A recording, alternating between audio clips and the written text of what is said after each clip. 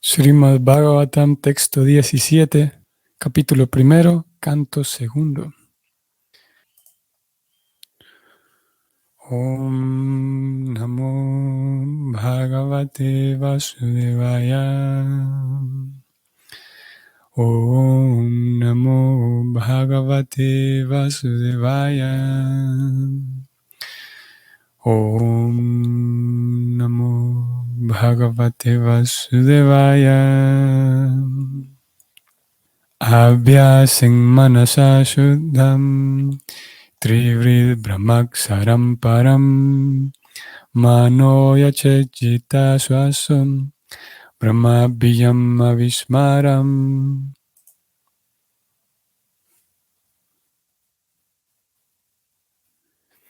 La traducción es la siguiente.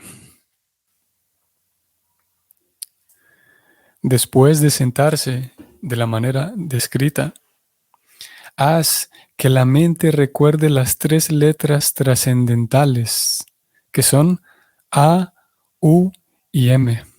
Aum. Y regulando el proceso respiratorio, controla la mente de modo tal que no olvides la semilla trascendental.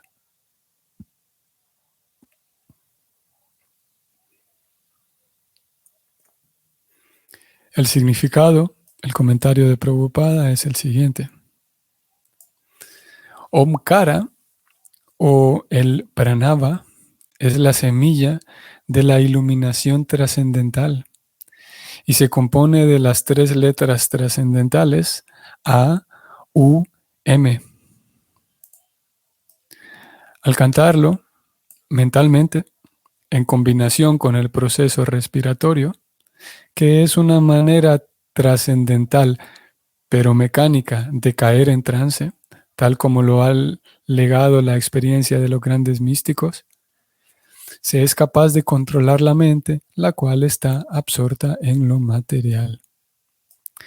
Esa es la manera de cambiar el hábito de la mente. La mente no debe aniquilarse. La mente o el deseo no se pueden suprimir, pero para que se desarrolle el deseo de actuar en aras de la iluminación espiritual, debe cambiarse la calidad de la ocupación de la mente. La mente es el eje de los órganos activos de los sentidos y como tal, si se cambia la calidad de los actos de pensar, sentir y desear, en forma natural cambiará también la calidad de las acciones de los sentidos instrumentales. El Omkara es la semilla de todo sonido trascendental.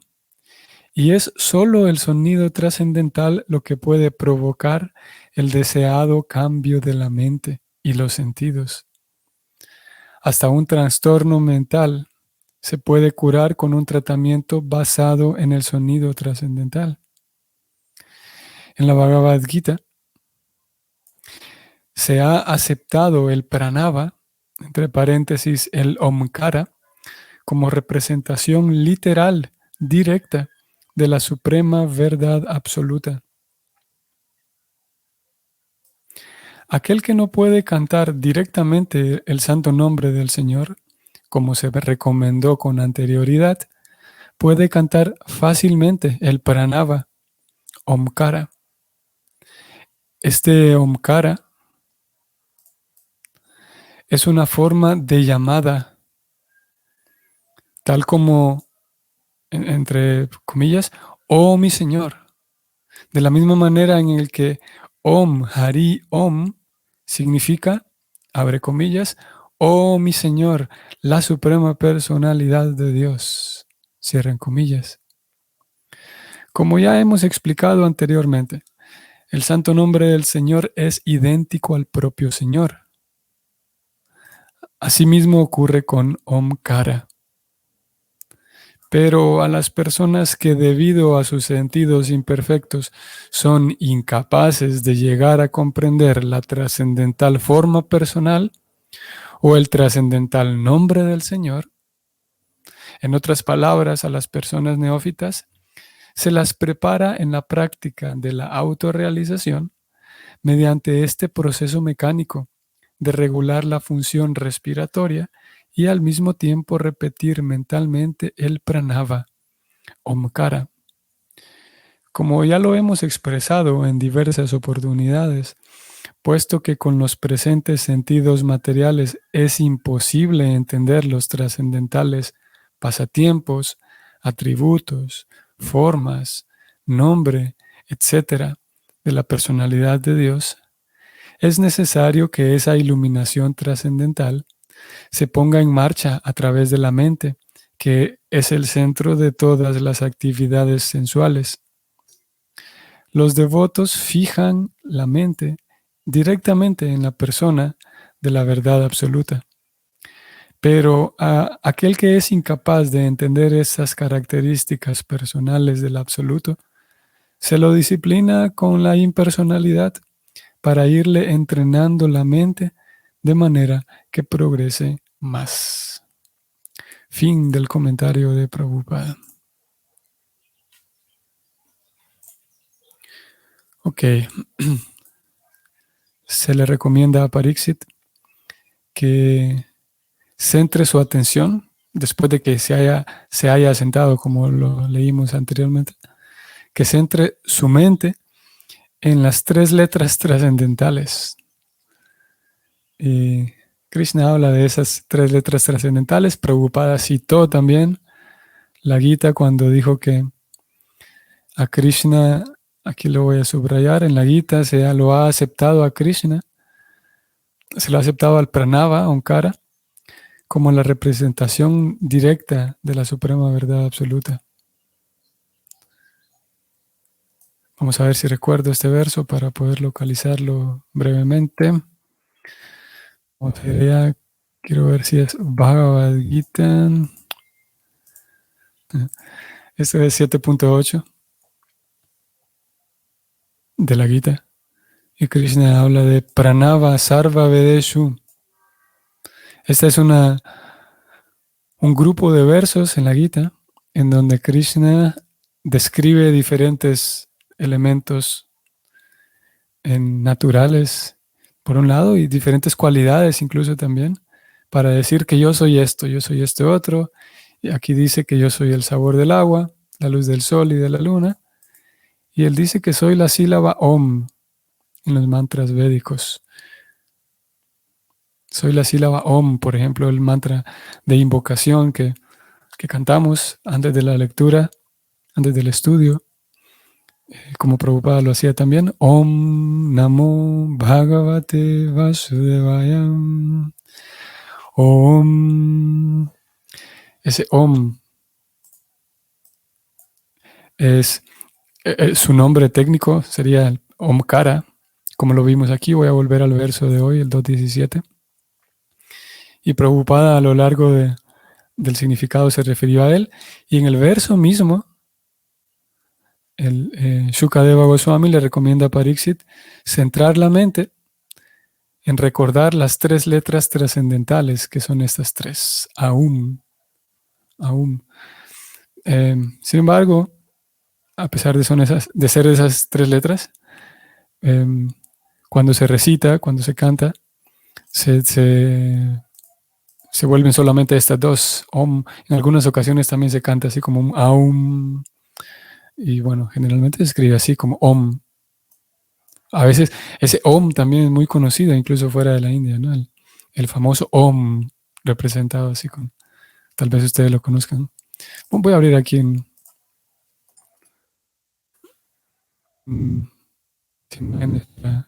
posiblemente algunos de ustedes sepan, pero posiblemente algunos no. Esta es la representación que muchas personas conocen y lo identifican con el hinduismo, ¿no? Con algo de la India. Si tuviéramos que representarlo, si tuviéramos que verlo representado en caracteres sánscritos, es así como se vería las 3 letras sagradas, que voy a volver al verso de hoy, que aquí en el verso de hoy, 2.17, 1.17, se le recomienda a Pariksit centrar su mente en recordar las 3 letras trascendentales, que son estas 3, Aum. Esas 3 letras trascendentales son el mismo Om, como aquí lo vimos en el 7-8 de la Gita. Aparte de que Krishna dice, yo soy ese Om, yo soy en realidad el Om. Aparte entonces ese Om, para cerrar aquí el punto, era que en caracteres sánscritos, este sería el mismo Om. Voy a descender aquí un poco. En el verso de la Gita, 7.8, aquí Prabhupada habla del Omkara también. Vamos a detenernos aquí un momento para leer este comentario de él en la Gita. Pranava, o sea, el trascendental sonido Omkara, que se encuentra al comienzo de cada himno védico, se refiere al Señor Supremo. Como los impersonalistas tienen mucho miedo de dirigirse al Señor Supremo, Krishna, por medio de sus innumerables nombres, prefieren proferir el trascendental sonido Omkara. Pero ellos no se dan cuenta de que Omkara es la representación sonora de Krishna. La representación sonora de Krishna. La jurisdicción del proceso de conciencia de Krishna se extiende por todas partes, y aquel que conoce dicho proceso está bendecido. Como Krishna lo dice directamente de sus propias palabras, yo soy la sílaba Om. Cuando vamos entonces, voy a volver ahora al verso de hoy. La recomendación que le hace Sukadeva Goswami a Pariksit es que centre su mente en Krishna. Quiero abordar otro punto aquí importante, y es el asunto de lo impersonal. Esto último que Prabhupada mencionó, prácticamente todo el comentario de él fue dirigido ahí a hablar acerca del Omkara. Y quiero ir aquí al final. Prabhupada dice algo que es bastante relevante, que apunta o que nos puede servir para meditar y reflexionar en nuestra propia actitud, nuestro propio comportamiento. Y voy a leerles. Justamente al final, Prabhupada dijo lo siguiente. Los devotos fijan la mente directamente en la persona de la verdad absoluta.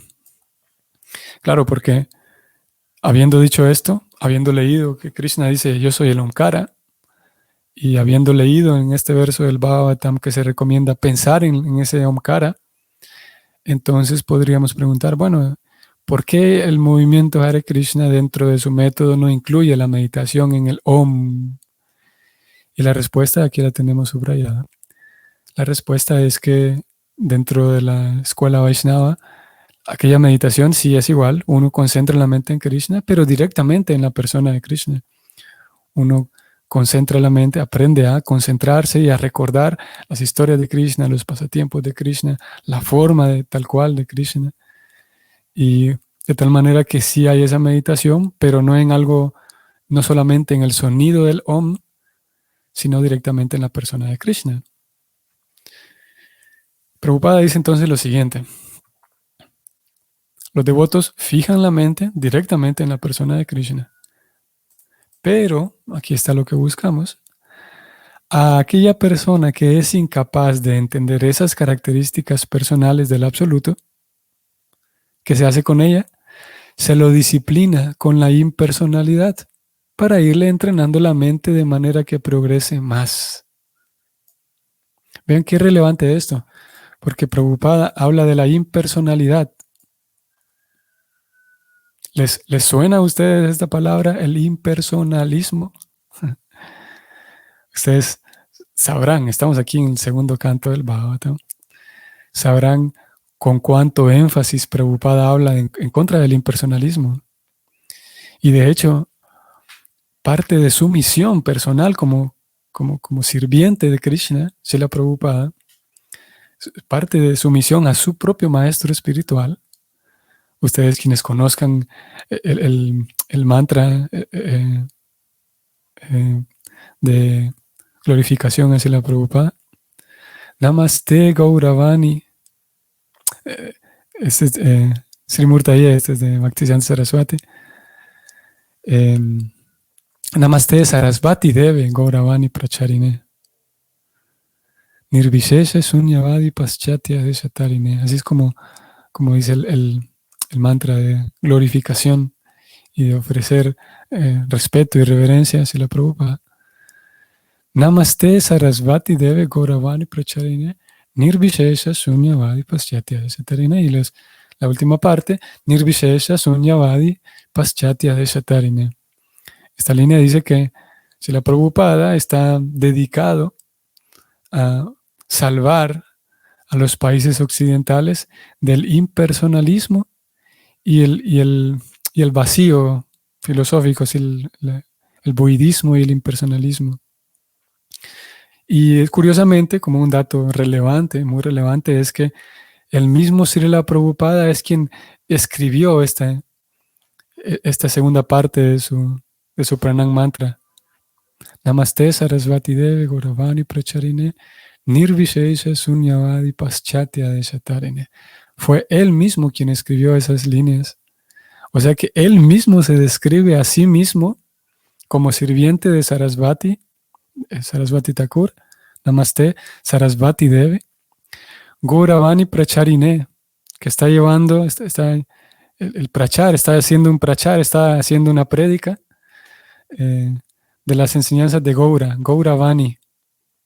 Gauravani Pracharine. Está haciendo una prédica de las enseñanzas de Gaura, que es Chaitanya. ¿Y en qué consisten esas enseñanzas? Nirvishesha, Sunyavadi, Paschatya, etc. Nirvishesha puntualmente es impersonalismo. Y él se define entonces a sí mismo como un salvador de los países occidentales. Y por esa razón él predica con mucha frecuencia. Cada vez que tiene la oportunidad, habla de la diferencia entre el personalismo y el impersonalismo como un representante de Dios, como no solo representante, pero como un mensajero, como un embajador, representante de Krishna, siempre está dispuesto a glorificar al Señor, glorificar a Dios. Y siempre que hay aquella idea de que Dios es una luz simplemente, Dios es solamente un vacío, siempre que habían esas ideas por ahí en el ambiente, Prabhupada, y ustedes lo sabrán, con mucho entusiasmo y de manera muy decidida y sí, de manera muy vehemente, enfrentaba eso, el impersonalismo. Y eso que también uno lo puede observar en sus propios libros, en el comentario de sus libros, sus conversaciones, por todos lados, en cualquier momento que había la oportunidad de defender a Krishna contra aquella idea de que Dios es solamente una luz, que es impersonal, Prabhupada siempre iba directo. Pero aquí, lo que estoy hablando de esto porque aquí Prabhupada parecería que está no recomendando, pero está amparando, digamos, está incluyendo la impersonalidad, él dice. Voy a leerlo todo nuevamente. Él dijo que los devotos fijan la mente directamente en Krishna, en la persona de Krishna, pero a aquellos que son incapaces de entender esas características personales de Dios, se los disciplina en la impersonalidad para entrenando la mente de manera que progrese más. Y lo cierto es que, como decía al inicio de esta sección, es que sirve a nosotros para reflexionar en nuestra propia actitud, porque si la Prabhupada siempre, si bien es verdad, siempre señalaba el impersonalismo, pero hay una diferencia aquí, o hay un par de puntos claves en relación a ese impersonalismo, porque, número uno, pareciera que nos da el permiso a nosotros como seguidores de Prabhupada de rechazar, digamos así, de manera fea, rechazar a cualquier idea impersonalista, y en un sentido sí, pero tratando de seguir así la Prabhupada, en algunas ocasiones podemos terminar rechazando a personas en lugar de desechar la idea en algunas ocasiones, y en un sentido es fácil porque estamos en una plataforma y en un estado neófito. En ese sentido es fácil y casi natural y comprensible, sin duda, que al mismo tiempo de que rechacemos una idea impersonalista, terminemos rechazando también a la persona. Y eso nos mete en un problema, porque podríamos terminar envidiando a la persona, menospreciándola, Y lo cual nos llevaría al punto contrario de donde quiere llevarnos el Bhakti. El Bhakti, claro, como meta última es servir a Krishna, como meta última y principal, pero parte de las cualidades del Vaishnava es que aprecia a todos y que sabe, ayer lo dijimos, lo decíamos, un Vaishnava sabe que Krishna es el bien amigo de todos, ¿no? El amante, el bien queriente. Krishna ama y quiere a todos. Por lo tanto, si yo desarrollo una actitud de soberbia y de orgullo y menosprecio a otros, eso va a impedir mi servicio devocional. Entonces, tenemos que, o podríamos hacer una distinción clave entre reconocer a una persona que de momento tiene simplemente ciertas ideas impersonalistas, pero no es que sea así un impersonalista completamente declarado, así aferrado. Algunas personas lo son, ¿no? Pero vale la pena aprender a reconocer eso, porque en ocasiones cuando encontremos a alguien que tenga ciertas ideas impersonalistas, que dice aquí Prabhupada, lo mantengo todavía en pantalla, Prabhupada dice que algunas personas, y como lo decíamos hace unos días atrás, les estorba tanto la idea de que Dios sea una persona, les molesta y les estorba de que Dios tenga nombres y que tenga historias, como nosotros leemos las historias de Krishna, pero tienen un poco de piedad y se sienten de alguna manera atraídas a lo espiritual, que dice Prabhupada, las rechazamos directamente a esas personas, las expulsamos de nuestros centros Hare Krishna porque son impersonalistas. La respuesta es que no. La respuesta es que Prabhupada dice que hay personas que son incapaces de entender a Dios en su parte personal. ¿Qué se puede hacer con ellos? Ayudarlos si tienen la intención de progresar y que vayan disciplinándose ¿con qué? Con la impersonalidad, dice él. De tal manera que gradualmente puedan progresar más. De tal manera que a través de ciertas ideas, a través de esa impersonalidad, pueda progresar más. Como dijimos, la otra persona es diferente, aquella persona que está completamente aferrada al impersonalismo, que en nuestro medio es más frecuente encontrar personas que tienen ideas impersonalistas y no tanto encontrar personas así firmemente aferradas al impersonalismo, ya que sí, en general hay digamos, las personas en general poco filosofan, digamos. Entonces, cuando tienen ideas impersonalistas es porque han escuchado un poquito de aquí o han escuchado un poco de allá, pero no es porque se hayan sentado durante días enteros a identificar si Dios es personal o impersonal y llegaron después de una larga conclusión, llegaron al punto de que es impersonal, sino que en general hay ideas impersonalistas en la gente, en general, y sí, es menor el número de personas que realmente están aferrados. A quienes están aferrados, bueno, simplemente siga con lo suyo, siga con sus ideas y nosotros seguimos tratando de servir a Krishna. Pero el punto aquí es que no es lo mismo desechar la idea impersonalista que desechar a una persona. Eso es diferente. Y como digo, si desechamos a una persona, podemos caer en el error de desarrollar en nosotros mismos soberbia y orgullo que no nos ayudarán en mucho. Vean esto último que les voy a compartir de la Gita 12:12,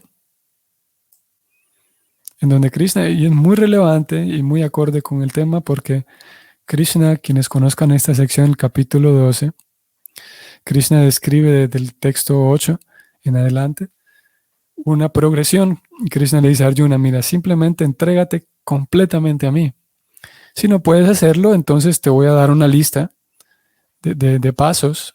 Krishna dice eso. Bueno, no con esas palabras, pero Krishna da una lista de pasos de tal manera que uno pueda seguir de acuerdo a cuánto puede uno esforzarse, ¿no? Krishna dice, si no puedes hacer esto, entonces mira, te lo pongo más fácil y haz esto otro, es un poco más accesible. Si ni siquiera puedes hacer este segundo paso, bueno, hay un paso tercero que es más accesible todavía. Y Krishna presenta entonces una progresión, como digo. De tal manera que en este texto 12, Krishna dice, si no puedes emprender esa práctica, que es la práctica de los principios regulativos, entonces dedícate al cultivo de conocimiento, dice Krishna. Mejor que el conocimiento, sin embargo, es la meditación, y mejor que la meditación es la renuncia a los frutos de la acción, ya que por medio de esa renunciación uno puede conseguir la paz de la mente. Aquí nuevamente Prabhupada habla de comprender, vean, llegar a comprender a Dios de un modo gradual, dice Prabhupada. Nuevamente habla de la progresión. No es que el Bhakti dice o 100% o nada, sino que Krishna es la fuente del amor y también es la fuente de la compasión y es la fuente del sentido común también. Krishna y el Bhakti, por ser el proceso de Krishna, tiene que haber sentido común en el Bhakti. Y lo hay, sin duda. Y lo hay en un grado ilimitado. Y el sentido común nos indica de que no todos podemos partir del mismo punto. De que algunos son sinceros, pero no pueden partir desde el mismo punto. Pero quieren esforzarse. Entonces Prabhupada habla con tanta frecuencia de un proceso gradual. Y vean qué interesante nuevamente esto. Voy a subrayarlo y voy a leerlo. Prabhupada dice, hay procesos que lo hacen a uno entender que uno mismo es el supremo. Y esa clase de meditación es preferible si uno es incapaz de dedicarse al servicio devocional. Vean que la declaración es tan, si la leyéramos así, ella solita, puede ser incluso hasta chocante, incluso podría parecer a alguien que no sepa. Claro, ustedes saben que yo lo estoy extrayendo de la Gita 12.12, pero incluso alguien que no sepa que esta es una declaración de Prabhupada podría dar la impresión de que esta declaración es una herejía, algo contrario a la misión de Prabhupada. Claro, porque él habló tanto del impersonalismo y él habló tanto, ustedes saben, de aquellos procesos que le dicen a uno que uno mismo es Dios. Pero aquí mismo Prabhupada es él mismo en sus propias palabras hace esa declaración. Leo nuevamente. Dice él, hay procesos que lo hacen a uno entender que uno mismo es el supremo. Y claro, uno pensaría que después de esto viene que Prabhupada diga, eso está mal. Pero lo cierto es que Prabhupada, después de decir esto, dice, esa clase de meditación es preferible si uno no es incapaz, si uno es incapaz de dedicarse al servicio devocional. Obviamente este tema, yo voy a detenerme aquí. Obviamente este tema, eh, como generalmente se espera, que nos genere otras interrogantes y nos haga preguntarnos más cosas y seguir indagando. Pero de entrada, y vamos a quedarnos hasta aquí hoy, es que Prabhupada sabe que hay un método gradual. El Bhakti es un método gradual y uno puede partir desde el momento en el que se encuentre. Y punto final, punto importante, es que aquellas personas que tienen ideas impersonalistas, eh, no es necesario rechazarlas como personas e incluso ni siquiera rechazar sus propias ideas, sino el método es incluirlas dentro de la vida devocional y por la constante compañía con el prasadam, con los Vaishnavas, con el Kirtan, si es sincera la persona, seguirá con sus ideas impersonalistas y gradualmente, a través del método gradual, en la medida en la que vaya leyendo los libros de Prabhupada, principalmente eso, va a ir purificando su inteligencia a comprender a Krishna. Y sería un error de nuestra parte dos cosas. Número uno, desarrollar envidia, rechazo hacia estas personas porque son impersonalistas y porque Prabhupada hablaba fuerte en contra de ellos. Y bueno, Prabhupada hablaba fuerte en contra de la idea como tal, no en sí de las personas. Y número dos, esa sería la primera, el desarrollar una actitud así contraria, ¿no? Una actitud, eh, sí, como arrogante.